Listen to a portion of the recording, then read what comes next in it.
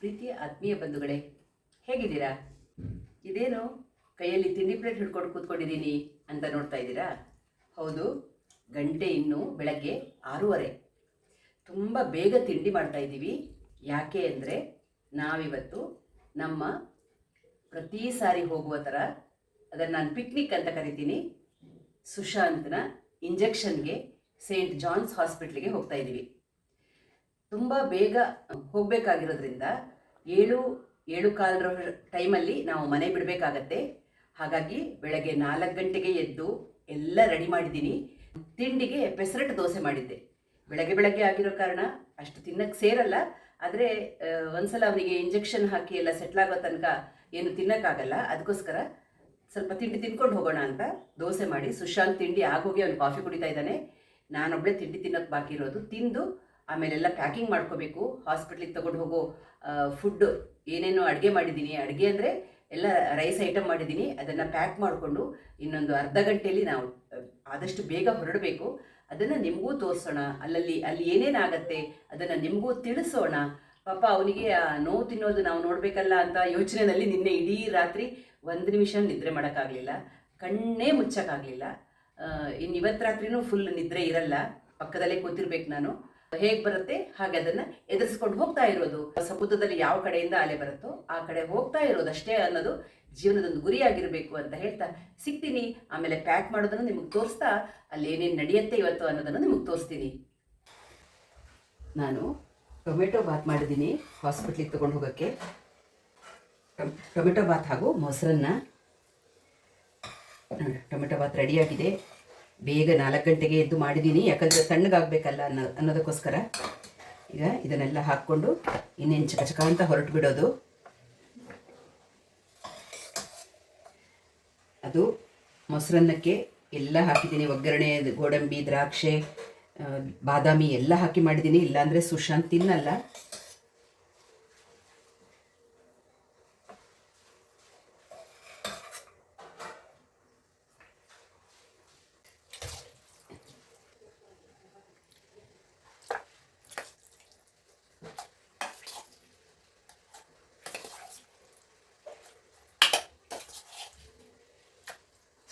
ಸ್ವಲ್ಪ ಹಾಲು ಹಾಕ್ತೀನಿ. ಈಗ ಮೇಲಿಂದ ಸ್ವಲ್ಪ ಹಾಲು ಹಾಕ್ಕೊಂಡು ಹೋಗ್ತೀನಿ. ಹಾಲು ಹಾಕಿನೇ ಕಲಸಿದ್ದೀನಿ, ಸ್ವಲ್ಪ ಮೊಸರು ಹಾಕಿದ್ದೀನಿ ಅಷ್ಟೇ, ಫುಲ್ ಹಾಲು ಹಾಕಿದ್ದೀನಿ.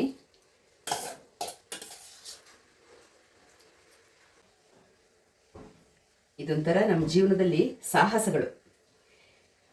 ಅವನನ್ನು ಅಡ್ಮಿಟ್ ಮಾಡಿ ಅದು ಯಾಕೋ 4-5 ದಿವಸದಿಂದ ಮೂಡು ಅಷ್ಟು ಚೆನ್ನಾಗಿಲ್ಲ. ಕಾಫಿ ಫ್ಲಾಸ್ಕಲ್ಲಿ ಮಾಡಿ ಹಿಡ್ಕೊಂಡಿದ್ದೀನಿ.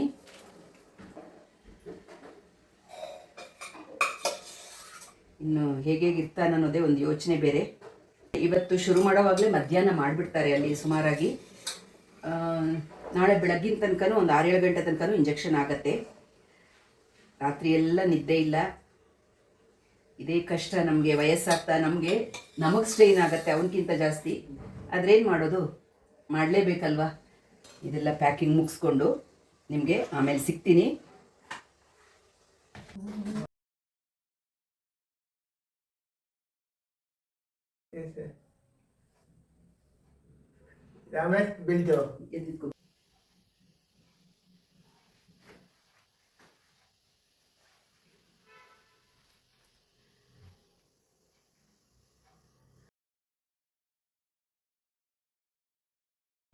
ಸುಶಾಂತ್ ಎಲ್ಲಿ ಹೋಗ್ತಿದ್ದಾನೆ? ಏನಿದೆ?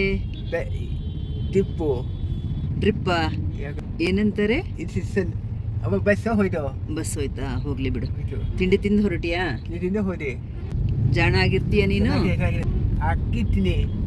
ಏನಾಗಿರ್ತಿ? ಆಗಿರ್ತೀಯಾ? ನಮ್ಮ ಪಯಣ ಸೇಂಟ್ ಜಾನ್ಸ್ ಕಡೆಗೆ.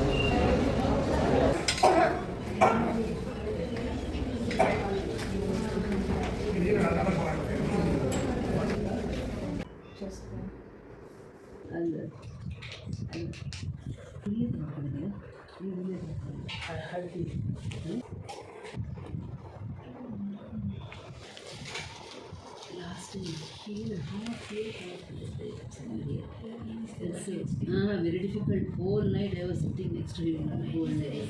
He will not remove, but still I am scared. Small bit, sorry. Don't shake, Shake okay? ಮಾಡಿದ್ದು because you hold Can you hold just- like this. I didn't ಸುಮ್ಮನೆ ಇರ್ಲಿಕ್ಕೆ ಹೇಳಿದ್ದೀನಿ.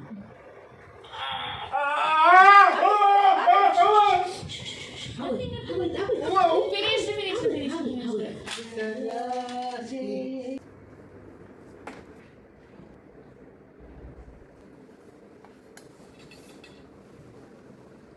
ಅವರಿಗೆ ಇಂಜೆಕ್ಷನ್ ಶುರು ಮಾಡಿಲ್ಲ, ಕೈಗೆ ಇದು ಫಿಕ್ಸ್ ಮಾಡಿ ಹೋಗಿದ್ದಾರೆ. ಈಗ ಶುರು ಮಾಡ್ತಾರೆ. ಅದಕ್ಕೆ ಊಟ ಕೊಡಿ ಅಂತ ಹೇಳಿದ್ದಾರೆ. ಇನ್ನು 12:30 ಅಷ್ಟೇ ಗಂಟೆನೇ. ಬೇಗ ಊಟ ಮಾಡ್ತಾ ಇದ್ದೀವಿ. ಊಟ ಆದಮೇಲೆ ಇಂಜೆಕ್ಷನ್ ಶುರು ಮಾಡ್ತಾರೆ.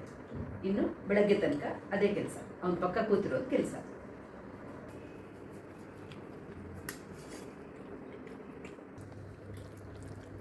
ಮೊಸರನ್ನ ಸ್ವಲ್ಪ ಗಟ್ಟಿಯಾಗಿ ಹಾಲು ಹಾಕ್ಕೊಂಡು ಬಂದೀನಿ ತುಂಬ, ಅದು ಸ್ವಲ್ಪ ಗಟ್ಟಿಯಾಗಿದೆ. ನೀರೊಂದು ಸ್ವಲ್ಪ ಹಾಕ್ಕೋಬೋದು, ನಾನೀಗ ಹಾಕಿಲ್ಲ. ನಾವು ಊಟ ಮುಗಿಸ್ಕೊತಾ ಇದ್ದೀವಿ. ಸುಶಾಂತ್ ಅಲ್ಲಿ ಮಾಡ್ತಾ ಇದ್ದಾನೆ, ನಾವು ಮುಗಿಸ್ಕೊತಿದ್ದೀವಿ. ಈಗ ಅವನಿಗೆ ಇಂಜೆಕ್ಷನ್ ಶುರು ಮಾಡ್ತಾರೆ. ಈಗ ಇಂಜೆಕ್ಷನ್ ಶುರುವಾಯಿತು ಸುಶಾಂತ್ಗೆ. ಇಂಜೆಕ್ಷನ್ ಅಲ್ಲ, ಮೇಯ್ನ್ ಇಂಜೆಕ್ಷನ್ ಅಲ್ಲ ಇದು ಪ್ರೀ ಮೆಡಿಕೇಷನ್. ಇಂಜೆಕ್ಷನ್ಗಿಂತ ಮೊದಲು ಕೊಡುವಂತಹ ಮೆಡಿಕೇಷನ್ಸು, ಅದನ್ನು ಈಗ ಶುರು ಮಾಡಿದ್ದಾರೆ. ಬಟ್ ಶುರು ಮಾಡಿದಾಗ 2:00 ಅವನಿಗೆ ಕಾದು ಫುಲ್ಲು ರೆಸ್ಟ್ಲೆಸ್ ಆಗ್ತಾಯಿದ್ದ. ಈಗ ಶುರು ಮಾಡಿದ್ದಾರೆ. ಅಂತೂ ನಾಳೆ ಬೆಳಿಗ್ಗೆ ತನಕ ಇದು ಮುಗಿದ ಮೇಲೆ ಮೇಯ್ನ್ ಇಂಜೆಕ್ಷನ್ ಹಾಕ್ತಾರೆ. ಅದು ವಿಪರೀತ ಸ್ಲೋ ಆಗಿ ಕೊಡಬೇಕು, ಹಾಗಾಗಿ ನಾಳೆ ಬೆಳಗ್ಗೆ ತನಕನೂ ಆಗುತ್ತೆ. ಸಂಜೆ 4 ಗಂಟೆಗೆ ಮೇಯ್ನ್ ಇಂಜೆಕ್ಷನ್ ಸ್ಟಾರ್ಟ್ ಮಾಡಿದ್ರು. ಅದು ಎಷ್ಟು ಸ್ಲೋ ಅಂದರೆ 1 ನಿಮಿಷಕ್ಕೆ 4 ಡ್ರಾಪ್ ಬೀಳತ್ತೆ ನೋಡಿ. 1 ಡ್ರಾಪ್ ಬೀಳಕ್ಕೆ ಈ ಥರ ಕೊಟ್ಟಾಗ ಅದು ಮುಗಿಯೋಕ್ಕೆ ಆ್ಯಕ್ಚುಲಿ ಈ ರೀತಿಯಲ್ಲಿ ಹೋದರೆ 24 ಅವರ್ಸು ಜಾಸ್ತಿ ಬೇಕು. ಆದರೆ ಸ್ವಲ್ಪ ಹೊತ್ತಾದಮೇಲೆ ಸ್ವಲ್ಪ ಫಾಸ್ಟ್ ಮಾಡ್ತಾರೆ ನೋಡಿ. ಇನ್ನೂ 1 ಡ್ರಾಪ್ ಬಿದ್ದಿಲ್ಲ, ಹಾಗಾಗಿ ಒಂದು 12 to 15 ಅವರ್ಸ್ ಆಗುತ್ತೆ. ಇವತ್ತಂತೂ ಫುಲ್ ಜಾಗರಣೆನೇ. 1 ನಿಮಿಷನೂ ಮಲಗೋ ಪ್ರಶ್ನೆ ಬರೋದೇ ಇಲ್ಲ. ಕೂತ್ಕೊಂಡು ಹಾಗೇ ಕಣ್ಣು ಎಳಿತಾ ಇದೆ, ಯಾಕಂದರೆ ನಿನ್ನೆ ರಾತ್ರಿ ನಿದ್ರೆ ಬಂದಿರಲಿಲ್ಲ. ತೂಕಡಿಸಿ ಬೀಳ್ತಾ ಇದ್ದೀನಿ ಕೂತ್ಕೊಂಡು. ಆದರೆ ಅವನ ಕೈ ಅವ್ನ ರೈಟ್ ಹ್ಯಾಂಡಿಗೆ ಬೇರೆ ಹಾಕ್ಕೊಂಡಿದ್ದಾನೆ, ಕೇಳಲಿಲ್ಲ. ಹಾಗಾಗಿ ಅವನನ್ನು ಹಿಡ್ಕೊಂಡು ಫುಲ್ ಡೇ ಅವನ ಪಕ್ಕನೇ ಕೂತ್ಕೋಬೇಕು. ಇದೇ ಕಷ್ಟ, ಏನು ಮಾಡೋಕ್ಕಾಗಲ್ಲ. ನೋಡಿ ಇಲ್ಲಿ ಹಾಕಿದ್ದಾರೆ. ಇವತ್ತು ಯಾಕೋ ಹೇಳಿದ್ದು ಕೇಳ್ತಾ ಇಲ್ಲ, ಸ್ವಲ್ಪ ಹಠ ಎಲ್ಲ ಜಾಸ್ತಿ. ನೋಡೋಣ ಹೇಗೆ ಹೋಗುತ್ತೆ. ಸಮಯ ಕಳೆಯೋದೇ ಒಂದು ತುಂಬ ಕಷ್ಟದ ಕೆಲಸ. ನಿಮಗೆ ಈ ವಿಡಿಯೋ ಗುರುವಾರ ಬೆಳಗ್ಗೆ ಬಂದರೂ ನಾವು ಹಾಸ್ಪಿಟ್ಲಿಂದ ಡಿಸ್ಚಾರ್ಜ್ ಆಗೋದು ಗುರುವಾರ ಮಧ್ಯಾಹ್ನನೇ. ಸುಶಾಂತನ್ನು ಹೇಗೋ ಮ್ಯಾನೇಜ್ ಮಾಡ್ತಾ ಇದ್ದೀನಿ. ಏನು ಮಾಡ್ತಾ ಇದ್ದೀನಿ ಸುಶಾಂತ್? ಹೇಗೆ ಸೌಂಡ್ ಬರ್ತಾಯಿದೆ ನೋಡೋಣ. ಹೇಗೆ ಬಂತು ಸೌಂಡು? ಯಾರಿಗಾದರೂ ದೊಡ್ಡ ಪನಿಷ್ಮೆಂಟೇ ಇದು. ಅದರಲ್ಲೂ ಇವತ್ತು ಸ್ವಲ್ಪ ಮೂಡ್ ಬೇರೆ ಸರಿ ಇಲ್ಲ ಅವನಿಗೆ. ಅವನಿಗೂ ಸರಿ ಇಲ್ಲ, ನಮಗೂ ಯಾಕೋ ಆಗ್ತಾ ಇಲ್ಲ, ಏನೋ ಗೊತ್ತಿಲ್ಲ. ನೋಡೋಣ. ನಿಮಗೆ ಇಲ್ಲಿ ಈ ದೊಡ್ಡ ಸಾಗರ, ಇದೊಂಥರ ಸೇಂಟ್ ಜಾನ್ಸ್ ಹಾಸ್ಪಿಟಲ್ ಅಂದರೆ ಸಾಗರ. ನನಗೆ ಯಾವ ಡೈರೆಕ್ಷನಿಗೆ ಹೋಗಬೇಕು, ಯಾವ ಕಡೆ ವಾಪಸ್ ಬರಬೇಕು ಅನ್ನೋದು ಗೊತ್ತಾಗಲ್ಲ. ಯಜಮಾನರೇ ಎಲ್ಲದಕ್ಕೂ ಓಡಾಡ್ತಾರೆ, ನಾನಂತೂ ಇಲ್ಲೇ ಅವನ ಪಕ್ಕನೇ ಕೂತಿರ್ತೀನಿ. ಇವುಗಳಿಗೆಲ್ಲ ಯಾವಾಗ ಮುಕ್ತಿ ಅನ್ನೋದು ಗೊತ್ತಿಲ್ಲ. ಜೀವನ ಪರ್ಯಂತ ಕೊನೆ ಉಸಿರು ತನಕನೂ ಮಾಡಬೇಕು. ಅದು ಹೇಗೆ ಸಾಧ್ಯನೋ ಏನೂ ಗೊತ್ತಾಗಲ್ಲ. ಎಲ್ಲ ಭಗವಂತನ ಲೀಲೆ, ಅವನೇ ಎಲ್ಲ ದಾರಿ ತೋರಿಸ್ತಾನೆ ಅಂತ ಧೈರ್ಯವಾಗಿ ಅಂದ್ಕೊಂಡಿದ್ದೀವಿ. ಆತ್ಮೀಯರೇ, ಇವತ್ತು ಇಡೀ ಹಾಸ್ಪಿಟಲ್ ವಾಸ ನೀವು ನೋಡಿದ್ದೀರಾ. ಇವತ್ತು ಯಾಕೋ ಸುಶಾಂತ್ ಅಷ್ಟು ಚೆನ್ನಾಗಿ ಕೋಪ್ರೇಟ್ ಮಾಡಿಲ್ಲ. ಸ್ವಲ್ಪ ಗಲಾಟೆ ಜಾಸ್ತಿ, ಸುಸ್ತು ಮಾಡಿಸ್ದ. ನಮಗೂ ಸ್ವಲ್ಪ ಫಿಸಿಕಲಿ ಮೆಂಟಲಿ ಎಲ್ಲ ಸ್ವಲ್ಪ ಸುಸ್ತು ಮಾಡಿಸ್ದ. ಈಗ ರಾತ್ರಿ 9 ಆಯಿತು. ಈಗ ಸದ್ಯಕ್ಕೆ ಅವರಿಗೆ ಊಟಕ್ಕೋಸ್ಕರ ಬ್ರೇಕ್ ಕೊಟ್ಟಿದ್ದಾರೆ. ಊಟ ಆದಮೇಲೆ ಮತ್ತೆ ಕಂಟಿನ್ಯೂ ಮಾಡ್ತಾರೆ.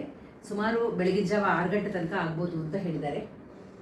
5ರಿಂದ 6 ಗಂಟೆ ಒಳಗಡೆ ಮುಗಿಯತ್ತೆ ಅಂತ ಹೇಳಿದ್ದಾರೆ. ರಾತ್ರಿ ಅಂತೂ ಹೇಗೋ ಜಾಗರಣೆನೇ. ಯಾಕೋ ಈ ಸಲ ತುಂಬ ಸುಸ್ತಾಗ್ತಾ ಇದೆ. ಹೇಗೋ ನಾಳೆ ಮನೆಗೆ ಹೋಗಿ ಡಿಸ್ಚಾರ್ಜ್ ಆಗಿ ಹೋದ್ಮೇಲೆ ಸ್ವಲ್ಪ ಸುಧಾರಿಸ್ಕೊಳ್ಳೋಣ. ಹೀಗೆ ನಿಮ್ಮೆಲ್ಲರ ಸಹಕಾರ ಇರಲಿ, ನಿಮ್ಮೆಲ್ಲರ ಪ್ರಾರ್ಥನೆ ಸುಶಾಂತ್ ಮೇಲೆ ಇರಲಿ ಅಂತ ಹೇಳ್ತಾ ಸಿಗೋಣ ಮುಂದಿನ ವಿಡಿಯೋದಲ್ಲಿ. ಊಟ ಮುಗಿಸಿ ಅವನ ಇಂಜೆಕ್ಷನ್ ಹಾಕಿಸಿ ಮತ್ತೆ ಅವನ ಜೊತೆ ಕೂತ್ಕೊಳ್ಳೋದು.